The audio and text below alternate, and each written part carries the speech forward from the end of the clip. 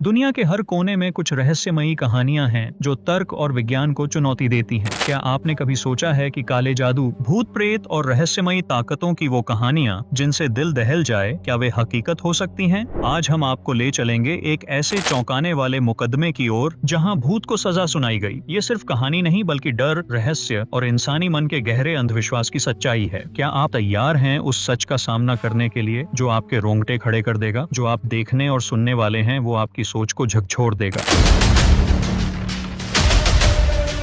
यह कहानी है एक महत्वाकांक्षी गायिका से जादूगरनी बनी महिला मोना फांडी की, जिसने अपनी हवस और लालच के कारण अंधविश्वास की आड़ में मौत का खूनी खेल रचा। मोना फांडी का असली नाम मजनाह इस्माइल था। एक मिडिल क्लास परिवार में जन्मी मोना को बचपन से ही संगीत का जुनून था। उसकी आवाज में ऐसा जादू था कि लोग उसे सुनने के लिए दूर दूर से आते थे। हालांकि लोग कहते हैं कि अगर उस वक्त सोशल मीडिया होता तो शायद उस सिंगर की प्रसिद्धि और भी ज्यादा होती। नई गायिकाओं के आने और प्रतिस्पर्धा बढ़ने के कारण उसकी चमक फीकी पड़ने लगी। मोना को सफलता चाहिए थी, लेकिन वह यह समझ चुकी थी कि सिर्फ संगीत से वह मुकाम नहीं मिलेगा जिसकी वह तमन्ना रखती थी। यहीं से उसने एक और राह पकड़ ली। उसने सुना था कि पुराने जमाने में काला जादू सच में होता था और अब उसे भी यकीन हो चला था कि इन रहस्यमयी ताकतों में कुछ तो है। एक दिन मोना को एक ऐसे समूह का पता चला जो ब्लैक मैजिक में पारंगत थे। वह उन तक पहुंच गई। उनके तौर तरीकों को देखकर उसका डर कहीं गायब हो गया। फिर शुरू हुई मोना की नई जिंदगी। उसने खुद को पूरी तरह इस अजीब दुनिया में झोंक दिया। ब्लैक मैजिक की किताबें, प्राचीन ग्रंथ, पुराने रिवाज, जो भी उसके हाथ लगा वह पढ़ने लगी। कुछ महीने बाद उसने खुद को एक गुरु के हवाले कर दिया। वह उसे हर तरह की ट्रेनिंग देने लगे, मंत्र पढ़ने से लेकर अनुष्ठानों के रहस्यों तक। धीरे धीरे मोना में बदलाव आने लगा। अब वह केवल एक आम लड़की नहीं रही।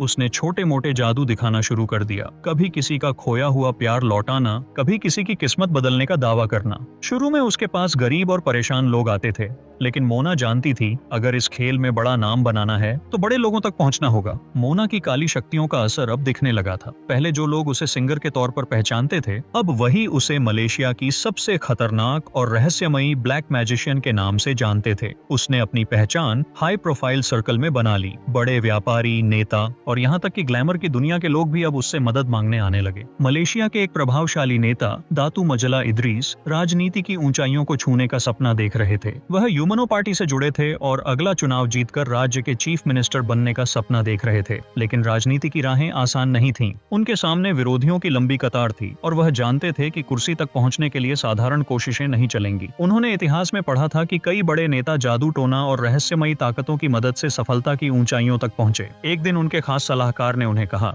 अगर आपको राजनीति में जीत और ताकत चाहिए तो आपको साधारण रास्तों से कुछ नहीं मिलेगा, आपको मोना से मिलना होगा। दातू ने मोना से मिलने का फैसला कर लिया। मोना, जो अब मलेशिया की रहस्यमयी और खतरनाक ब्लैक मैजिशियन के रूप में जानी जाती थी, अपने खास तरीके से दातू का स्वागत करती है। मोना ने उन्हें कुछ तावीज और अनुष्ठान करने की सलाह दी। दातू ने उस पर अमल किया और जल्द ही उन्होंने महसूस किया कि उनकी राजनीतिक स्थिति बेहतर होने लगी। जब दातू का भरोसा पूरी तरह से मोना पर टिक गया तो उसने एक बड़ा प्रस्ताव रखा। दातू साहब, मैं आपको दो चीजें दूंगी जो आपकी किस्मत बदल देंगी, यह छड़ी और यह मुकुट। ये मामूली चीजें नहीं हैं, ये इंडोनेशिया के पूर्व राष्ट्रपति सुख की अमूल्य धरोहर हैं। इनमें जादुई ताकत है। इनकी मदद से सत्ता हमेशा आपके कदमों में होगी और इनकी कीमत 25 लाख रिंगित होगी। दातू, जो पहले ही मोना की ताकत पर भरोसा करने लगे थे, अब पूरी तरह से मोना के जाल में फंस चुके थे। उन्होंने अपनी जमीन तक बेच दी और 25 लाख रिंगित एडवांस में दे दिए। थोड़े दिनों बाद मोना ने इदरीस को अपने घर बुलाया। मोना ने कहा, यह छड़ी और मुकुट आपकी किस्मत बदल देंगे, लेकिन इसके लिए आपको पुष्प स्नान करना होगा। यह स्नान आपको पवित्र कर देगा, लेकिन ध्यान रहे, इस दौरान आपकी आंखें बंद रहनी चाहिए। सपनों में अपनी मंजिल देखिए और वहां से मत भटके। इदरीस टब में उतर गए। फूलों की महक और पानी की ठंडक ने उन्हें सुकून दिया। उन्होंने आंखें बंद कर लीं और सपनों में मुख्यमंत्री की कुर्सी देखने लगे। इसी दौरान कमरे के दरवाजे से दो परछाइयां अंदर दाखिल हुईं।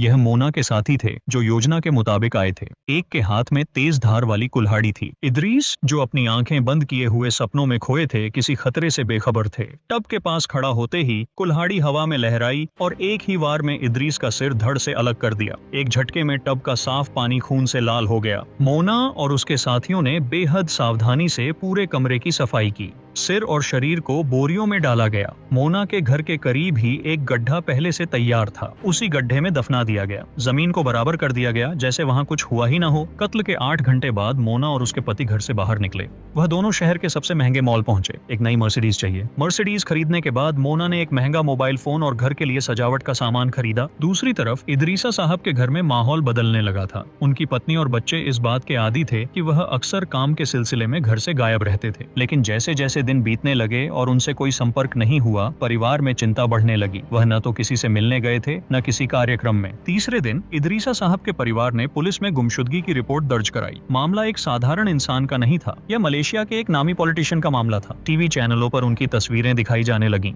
हर तरफ चर्चा थी कि इतने बड़े पॉलिटिशियन का गायब होना सामान्य नहीं हो सकता। पुलिस का सर्च ऑपरेशन तेज हो गया, पर कोई सुराग हाथ नहीं लगा। दूसरी तरफ मोना अपने महंगे घर में चैन से बैठी थी। 20 जुलाई, मलेशिया के एक नामी कैसीनो में गहमा गहमी का माहौल था। रोशनी की जगमगाहट, टेबल पर गिरते चिप्स और खनकती हंसी के बीच एक कोने में झगड़ा शुरू हो गया। जुआ खेलने वाले दो खिलाड़ियों के बीच तीखी बहस ने जल्द ही हाथापाई का रूप ले लिया। पुलिस को बुलाया गया और झगड़ा करने वालों में से एक को पकड़ लिया गया। उसका नाम था जूरा। पूछताछ शुरू की। जूरा ने घमंड में कहा, तुम्हें नहीं पता मैं कौन हूँ? मैंने एक पॉलिटिशियन का कत्ल कर दिया और तुम लोगों को आज तक खबर भी नहीं हुई। इदरीसा साहब की गुमशुदगी की खबर कुछ ही दिनों पहले शहर भर में फैली थी। पुलिस ने जूरा को अलग कमरे में ले जाकर उससे सख्ती से पूछताछ शुरू की। कुछ देर के बाद दबाव में जूरा ने कहा, मैंने खुद कत्ल नहीं किया, लेकिन लाश को दफनाने में मदद की थी। मोना और उसके पति ने कत्ल किया था। पुलिस ने उन्हें गिरफ्तार कर लिया। जब पुलिस ने पूछताछ शुरू की तो मोना और उसका पति पहले तो मुकरते रहे, लेकिन जब जूरा ने जो बताया था वही बात पुलिस ने उनके सामने दोहराई तो दोनों टूट गए। मोना और उसके पति ने पुलिस को अपने घर के पास की जगह दिखाई। रात के अंधेरे में पुलिस ने खुदाई शुरू की। थोड़ी देर बाद मिट्टी में दबा हुआ एक कंकाल बाहर निकाला गया। यह इदरीसा साहब का था।